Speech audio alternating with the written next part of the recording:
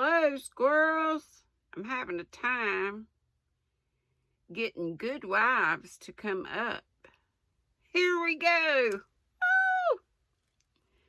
I hope we haven't read this already. I don't remember reading it. And it's been a while. So maybe even if I did, hopefully we remember the characters good enough. This is from Little Women, and it's called Good Wives. And it should have been read as the second book, I think.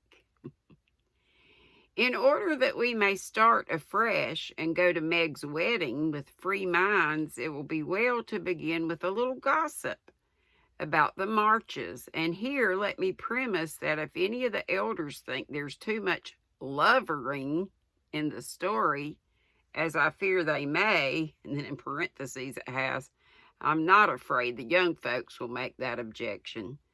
I can only say, with Mrs. March, what can you expect when I have 4 gay girls in the house and a dashing young neighbor over the way?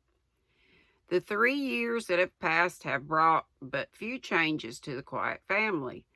The war is over and Mr. March safely at home, busy with his books in the small parish which found him a minister by nature as by grace, a quiet, studious man, rich in the wisdom that is better than learning, the charity which calls all mankind brother, the piety that blossoms into character, making it august and lovely. These attributes, in spite of poverty and the strict integrity which shut him out from the more worldly successes, attracted to him many admirable persons.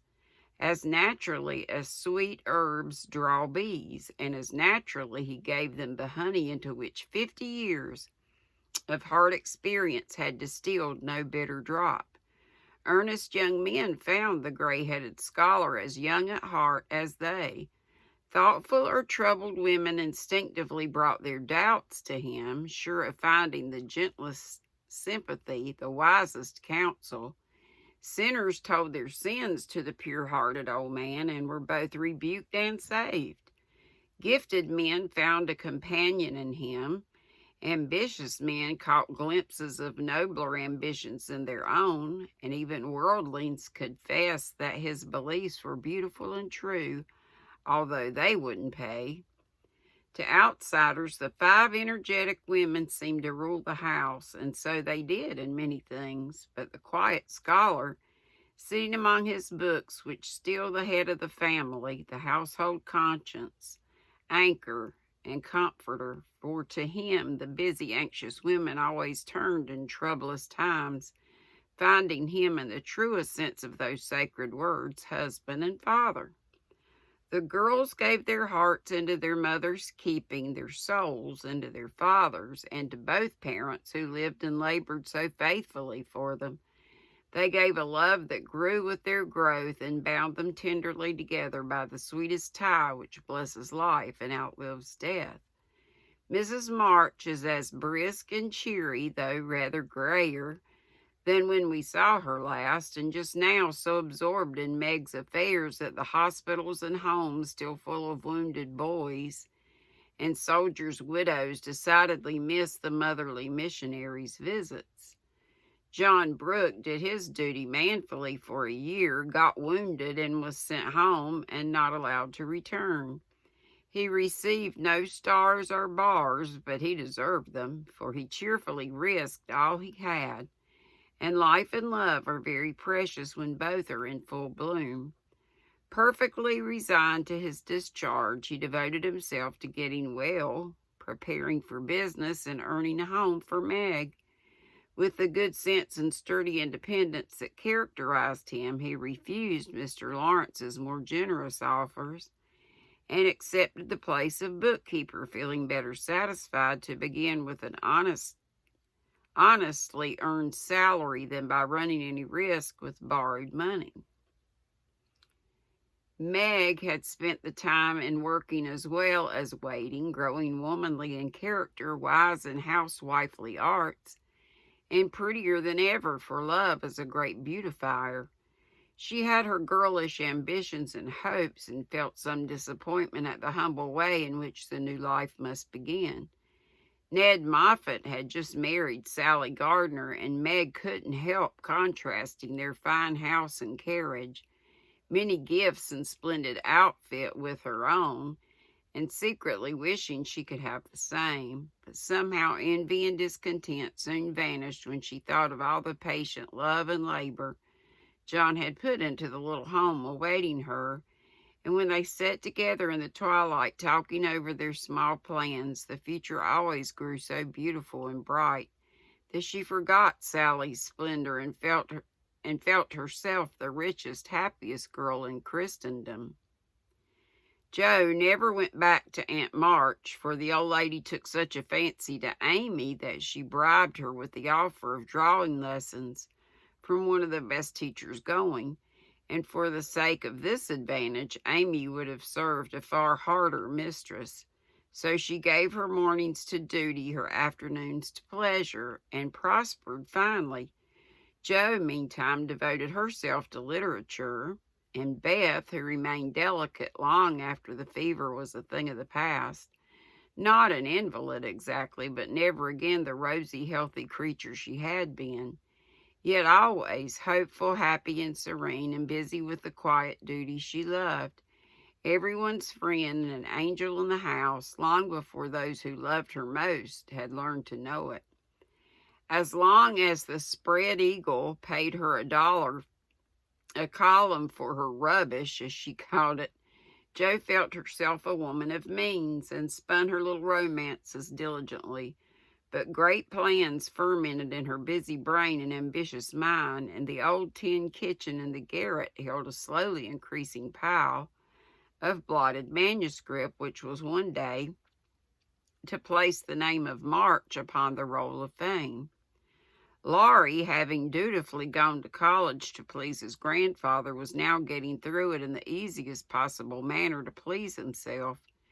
A universal favorite, thanks to money, manners, such talent, and the kindest heart that ever got its owner into scrapes by trying to get other people out of them.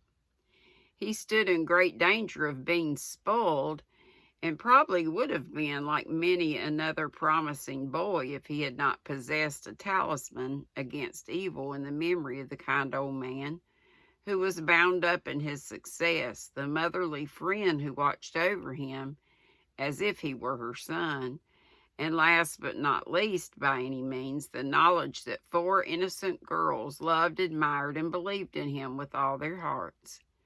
Being only a glorious human boy, of course, he frolicked and flirted, grew dandified, aquatic, sentimental, or gymnastic as college fashions ordained, hazed and was hazed, talked slang, and more than once came perilously near suspension and expulsion.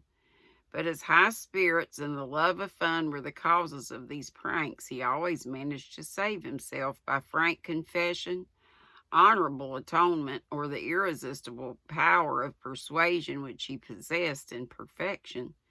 In fact, he rather prided himself on his narrow escapes, and liked to thrill the girls with graphic accounts of his triumphs over wrathful tutors, dignified professors, and vanquished enemies. The men of my class were heroes in the eyes of the girls, who never wearied of the exploits of our fellows, and were frequently allowed to bask in the smiles of these great creatures when Laurie brought them home with him. Amy especially enjoyed this high honor, and became quite a belle among them, for her ladyship early felt and learned to use the gift of fascination which she was endowed. Meg was too much absorbed in her private and particular John to care for any other lords of creation, and Beth too shy to do more than peep at them and wonder how Amy dared to order them about so. But Jo felt quite in her own element, and found it very difficult to refrain from imitating the gentlemanly attitudes, phrases, and feats which seemed more natural to her than the decorums prescribed for young ladies. She's such a tomboy. They all liked Jo immensely, but never fell in love with her, though very few escaped without paying the tribute of a sentimental sigh or two at Amy's shrine. And speaking of sentiment brings us very naturally to the Dovecote. That was the name of the little brown house Mr. Brooke had prepared for Meg's first home. Laurie had christened it, saying it was highly appropriate to the gentle lovers who went on together like a pair of turtle doves, with first a bill and then a coo. It was a tiny house with a little garden behind and a lawn about as big as a pocket handkerchief in the front. Here Meg meant to have a fountain, shrubbery, and a profusion of lovely flowers, though just at present the fountain was represented by a weather-beaten urn, very like a dilapidated slop bowl. The shrubbery consisted of several young larches, undecided whether to live or die, and the profusion of flowers was merely hinted by regiments of stick to show where seeds were planted. But inside it was altogether charming, and the happy bride saw no fault from garret to cellar. To be sure, the hall was so narrow it was fortunate that they had no piano, for one never could have been got in whole. The dining room was so small that 6 people were a tight fit, and the kitchen stairs seemed built for the express purpose of precipitating both servants and china pell-mell into the coal bin. But once get used to these slight blemishes, and nothing could be more complete, for good sense and good taste had presided over the furnishing, and the result was highly satisfactory. There were no marble-top tables, long mirrors, or lace curtains in the little parlor, but simple furniture. Plenty of books, a fine picture or two, a stand of flowers in the bay window, and scattered all about the pretty gifts which came from lovely hands, and were the fairer of the lovely messages they brought. I don't think the Parian Psyche Laurie gave lost any of its beauty because John put up the bracket it stood upon, that any upholsterer could have draped the plain muslin curtains more gracefully than Amy's artistic hand, or that any storeroom was ever better provided with good wishes, merry words, and happy hopes than that in which Jo and her mother put away Meg's few boxes, barrels, and bundles, and I am morally certain that the spandy new kitchen never could have looked so cozy and neat if Hannah had not arranged every pot and pan a dozen times over, and laid the fire all ready for lighting the minute Miss Brooke came home. I also doubt if any young matron ever began life with so rich a supply of dusters, holders, and piece bags, for Beth made enough to last till the silver wedding came round, and invented three different kinds of dishcloths for the express service of the bridal china. People who hire all these things done for them never know what they lose, for the homeliest tasks get beautified if loving hands do them. And Meg found so many proofs of this that everything in her small nest, from the kitchen roller to the service vase on her parlor table, was eloquent of home love and tender forethought. With happy times they had planning together, what solemn shopping excursions, what funny mistakes they made, and what shouts of laughter arose over Laurie's ridiculous bargains. In his love of jokes, this young gentleman, though nearly through college, was much of a boy as ever. His last whim had been to bring with him on his weekly visits some new, useful, and ingenious article for the young housekeeper.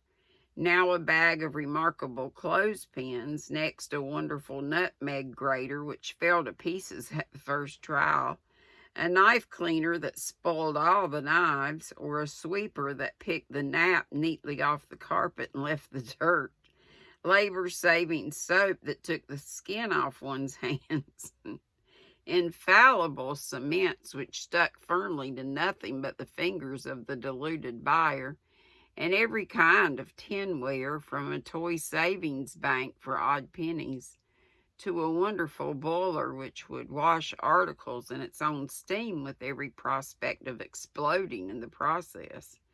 In vain, Meg begged him to stop. John laughed at him, and Joe called him Mr. Toodles. He was possessed with a mania for patronizing Yankee ingenuity, and seen his friends fitly furnished forth, so each week beheld some fresh absurdity. Everything was done at last, even to Amy's arranging different colored soaps to match the different colored rooms, and Beth setting the table for the first meal. Are you satisfied? Does it feel like home? And do you feel as if you should be happy here? Asked Mrs. March as she and her daughter went through the new kingdom arm in arm, for just then they seemed to cling together more tenderly than ever. Yes, Mother, perfectly satisfied, thanks to you all, and so happy that I can't talk about it, with a look that was far better than words. If she only had a servant or two, it would be all right, said Amy, coming out of the parlor where she'd been trying to decide whether the bronze Mercury looked best on the whatnot or the mantelpiece. Mother and I have talked that over, and I've made up my mind to try her way first. There will be so little to do that with Lottie to run my errands and help me here and there. I shall only have enough work to keep me from getting lazy or homesick, answered Meg tranquilly. Sally Moffat has 4, began Amy. If Meg had 4, the house wouldn't hold them, and Master and Mrs. would have to camp in the garden, broke in Joe, who, enveloped in a big blue pinafore, was giving the last polish to the door handles. Sally isn't a poor man's wife, and many maids are in keeping with her fine establishment. Meg and John begin humbly, but I have a feeling that there will be quite as much happiness in the little house as in the big one. It's a great mistake for young girls like Meg to leave themselves nothing to do but dress, give orders, and gossip. When I was first married, I used to long for my new clothes to wear out or get torn so that I might have the pleasure of mending them, for I got heartily sick of doing fancy work and tending my pocket handkerchief. Why didn't you go into the kitchen and make messes, as Sally says she does to amuse herself, though they never turn out well and the servants laugh at her, said Meg. I did after a while, not to mess, but to learn of Hannah's how things should be done, that my servants need not laugh at me. It was play then, but then came a time when I was truly grateful that I not only possessed the will but the power to cook wholesome food for my little girls, and help myself when I could no longer afford to hire help. You begin at the other end, Meg dear, but the lessons you learn now will be of use to you by and by, when John is a richer man. For the mistress of a house, however splendid, should know how work ought to be done if she wishes to be well and honestly served. Yes, Mother, I'm sure of that, said Meg, listening respectfully to the little lecture. For the best of women will hold forth upon the all-absorbing subject of housekeeping. Do you know, I like this room most of all in my baby house, added Meg a minute after, as they went upstairs and looked into her well-stored linen closet. Beth was there, laying the snowy piles smoothly on the shelves and exulting over the goodly array. All 3 laughed as Meg spoke, for that linen closet was a joke. You see, having said that if Meg married that Brooke, she shouldn't have a cent to her name. Aunt March was rather in a quandary when time had appeased her wrath and made her repent her vow. She never broke her word and was much exercised in her mind how to get round it, and at last devised a plan whereby she could satisfy herself. Mrs. Carroll, Florence's mamma, was ordered to buy, have made, and marked a generous supply of house and table linen and send it to her as a present, all of which was faithfully done, but the secret leaked out and was greatly enjoyed by the family, for Aunt March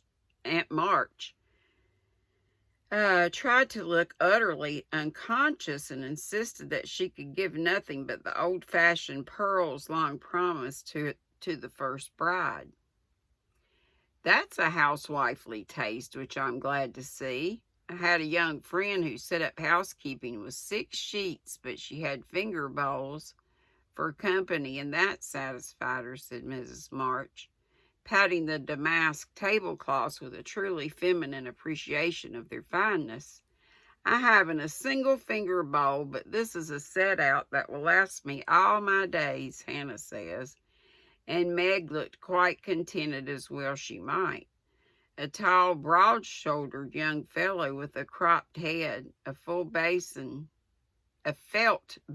of a hat, and a flyaway coat came tramping down the road at a great pace, walked over the low fence without stopping to open the gate, flew up to Mrs. March with both hands out, and a hearty, "Here I am, Mother. Yes, it's all right." The last words in answer to the look the elder lady gave him. A kindly, questioning look, which the handsome eyes met so frankly that the little ceremony closed as usual with a motherly kiss. For Mrs. John Brooke, with the maker's congratulations and compliments. "Bless you, Beth. What a refreshing spectacle you are, Joe. Amy, you're getting altogether too handsome for a single lady."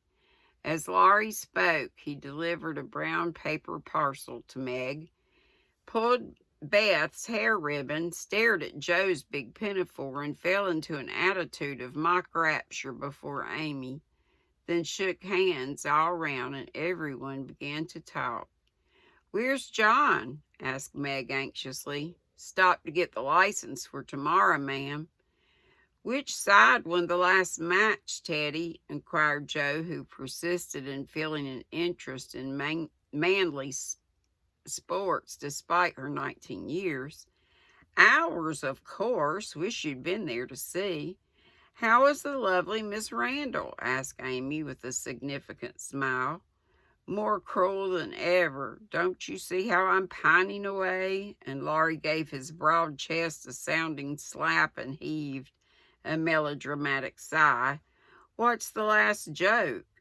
"Undo the bundle and see, Meg," said Beth, crying.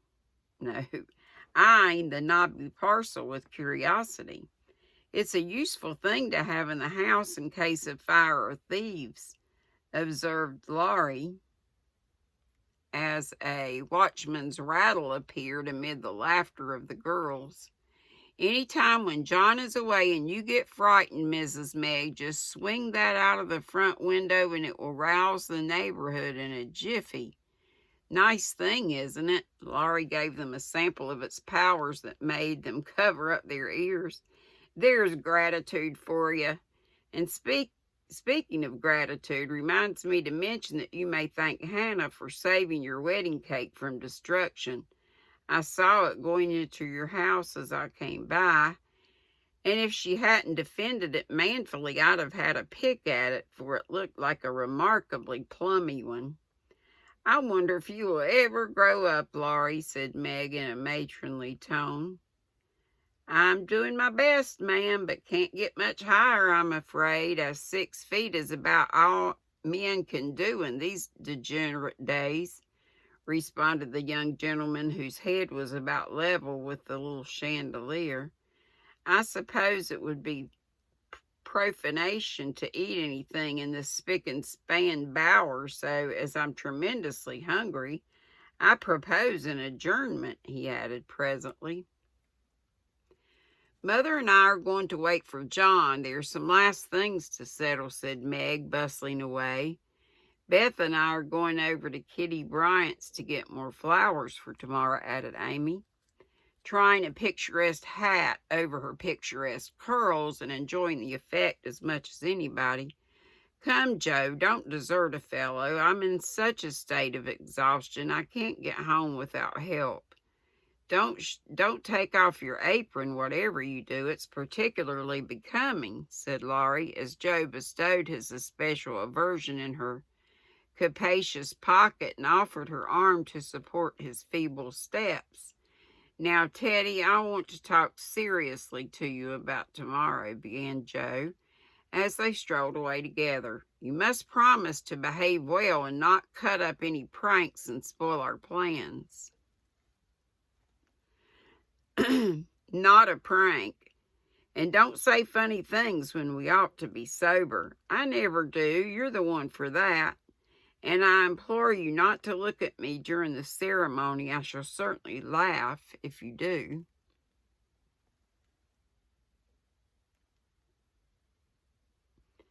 You won't see me. You'll be crying so hard that the thick fog round you will obscure the prospect. I never cry unless it's for some great affliction, such as fellows going to college, hey, cut in Laurie with a suggestive laugh. Don't be a peacock. I only moaned a trifle to get the girls company. Exactly, I say. I say, Joe, how is Grandpa this week? Pretty amiable? Very. Why have you got into a scrape and want to know how he'll... Why have you got into a scrape and want to know how he'll take it? Asked Joe rather sharply. Now, Joe, do you think I'd look your mother in the face and say, all right, if it wasn't? And Laurie stopped short with an injured air. No, I don't. Then go and be suspicious. I only want some money, said Laurie, walking on again, appeased by her hearty tone. You spend a great deal, Teddy. Bless you, I don't spend it. It spends itself somehow, and it's gone before I know it. You are so generous and kind-hearted that you let people borrow and can't say no to anyone. We heard about Henshaw and all you did for him. If you always spent money in that way, no one could blame you, said Joe warmly. Oh, he made a mountain out of a molehill. You wouldn't have let that fine fellow work himself to death just for want of a little help when he is worth a dozen of us lazy chaps, would you? Of course not, but I don't see the use of your having 17 waistcoats, endless neckties, and a new hat every time you come home. I thought you'd got over the dandy period, but every now and then it breaks out in a new spot. Just now it's the fashion to be hideous, to make your head look like a scrubbing brush, wear a straitjacket, orange gloves, and clumping square-toed boots. If it was cheap ugliness, I'd say nothing, but I'd say nothing, but it costs as much as the other, and I don't get any satisfaction out of it. Laurie threw back his head, and I laughed so horridly at this attack that the felt hat fell off, and Joe walked on it, which insult only afforded him an opportunity for expatiating. I probably messed that up. On the advantages of a rough and ready costume. As he folded up the maltreated hat and stuffed it into his pocket. Don't lecture any more, there's a good soul. I have enough all through the week and like to enjoy myself when I come home. I'll get myself up regardless of expense tomorrow. Regardless of expense tomorrow and be a satisfaction to my friends. I'll leave you in peace if you'll only let your hair grow. I'm not aristocratic, but I do object to being seen with a person who looks like a young prize fighter, observed Joe severely. This unassuming style promotes study. That's why we adopt it, returned Laurie, who certainly could not be accused of vanity, having involuntarily sacrificed a handsome curly crop to the demand for quarter-inch long stubble. By the way, Joe, I think that little Parker is really getting desperate about Amy. He talks of her constantly, writes poetry and moons about in a most suspicious manner. He'd better nip his little passion in the bud, hadn't he? Added Laurie in a confident elderly brother tone after a minute's silence. Of course he had. We don't want any more marrying in this family for years to come. Phew, I'm tired. It's almost 30 minutes. I think I'll stop right there. Oh, we're almost done. Never mind, I'll finish. Mercy on us. Wait a minute. Make sure, yeah. Mercy on us, what are you children thinking of? And Joe looked as much scandalized as if Amy and little Parker were not yet in their teens. It's a fast age, and I don't know what we're coming to, ma'am. You are a mere infant, but you'll go next, Joe, and we'll be left lamenting, said Laurie, shaking his head over the degeneracy of the times. Don't be alarmed. I'm not one of the agreeable sort. Nobody will want me, and it's a mercy, for there should always be one old maid in a family. You won't give anyone a chance, said Laurie, with a sidelong glance and a little more color than before in his sunburned face. You won't show the soft side of your character, and if a fellow gets a peep at it by accident and can't help showing that he likes it, you treat him as Mrs. Gummidge did her sweetheart, throw cold water over him, and get so thorny no one dares touch or look at you. I don't like that sort of thing. I'm too busy to be worried with nonsense, and I think it's dreadful to break up families so. Now don't say any more about it. Meg's wedding has turned all our heads, and we talk of nothing but lovers and such absurdities. I don't wish to get cross, so let's change the subject. And Joe looked quite ready to fling cold water on the slightest provocation. Whatever his feelings might have been, Laurie found a vent for them in a long, low whistle, and the fearful prediction as they parted at the gate, "Mark my words, Joe, you'll go next." And that's the end of the first chapter of The Good Wives. Actually, it's called Chapter 24, Part 2 of the first book. I hope I hadn't read this before. I don't remember it, but I could have. Anyway, hope you enjoyed it. And we'll see you tomorrow. Live at 5. Tea with GrannyDee. Be sweet. Don't be ugly. Love you. Have a good night. Bye-bye.